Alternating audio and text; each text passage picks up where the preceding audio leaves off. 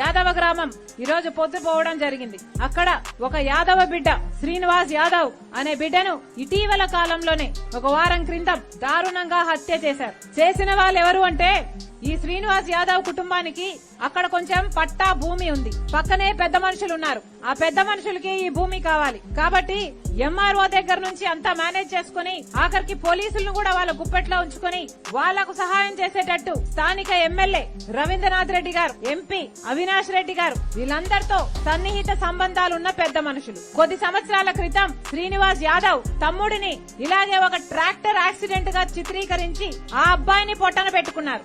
వారం రోజుల క్రితం అదే భూమి కోసం శ్రీనివాస్ యాదవ్ ని సొంత పొలంలోనే ఆయన పొలంలోనే పనిచేస్తుండగా రాళ్లతో కొట్టి దారుణంగా చంపేశారు. ఇది పోలీసుల ప్రమేయంతో జరిగింది అని స్థానికులందరూ ఆరోపిస్తే స్థానికంగా ఉన్న ఎస్ఐని సస్పెండ్ చేశారు. కానీ విచిత్రం ఏమిటి అంటే ఆ కుటుంబము ఎవరినైతే దోషులుగా చూపుతుందో మా బిడ్డలను పొట్టన పెట్టుకున్నారు అని వాళ్ళు ఆరోపిస్తున్నారో, ఎవరైతే వాళ్ళని ఏళ్ల తరబడిగా హింసిస్తున్నారో, వాళ్ళ భూమి గుంజుకుంటాము అని నానా రకాలుగా బెదిరిస్తున్నారో, చిన్న కొడుకుని ఈ కొడుకుని ఎవరైతే పొట్టన పెట్టుకున్నారో వాళ్ళ పేర్లు మాత్రం కనీసం పోలీస్ డిపార్ట్మెంట్ ఎఫ్ఐఆర్ లో కూడా చేర్చలేదు. ఇప్పటికీ యథేచ్ఛగా బయటే తిరుగుతున్నారు. ఎందుకు అంటే పెద్ద మనుషులట ఎమ్మెల్యే రవీంద్రనాథ్ రెడ్డి గారికి సన్నిహితులట, ఎంపీ అవినాష్ రెడ్డి గారికి సన్నిహితులట. నాకు తెలియక అడుగుతాను, ఎమ్మెల్యేగా రవీంద్రనాథ్ రెడ్డి గారిని, ఎంపీగా అవినాష్ రెడ్డి గారిని ఎవరిని ఎన్నుకున్నారు?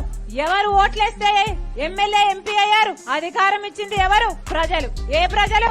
ఆ శ్రీనివాస్ యాదవ్ ఎవరైతే చచ్చిపోయాడో ఆ కుటుంబం కూడా ఓట్లేస్తే వీళ్ళు ఎమ్మెల్యేలు ఎంపీలు అయ్యారు. భూమి కావాలనుకున్న వాళ్ళు సన్నిహితులట, పెద్ద మనుషులట, వాళ్ళకు సాయం చేయబోయి వీళ్ళను హత్య చేయడానికి కూడా వెనకాడలేదు. ఆఖరికి ఆ పెద్దాయనైతే నా ఇద్దరి కొడుకుల్ని ఈ భూమి కోసం పోగొట్టుకున్నానమ్మా, రమ్మనండి తల్లి, నా భూమి రాసిచ్చేస్తాను, నా కొడుకులను నాకు ఇయ్యండమ్మా, నాకు ఈ భూమి వద్దు, నాకు జీవితం వద్దు, నేను చచ్చిపోయినా పర్వాలేదు, నా భూమి పోయినా పర్వాలేదు, నా కొడుకుల్ని ఇయ్యండమ్మా, హత్య చేసిన వాళ్ళు యథేచ్ఛగా తిరుగుతున్నారు అని బోరు బోరుమని ఏడుస్తున్నా.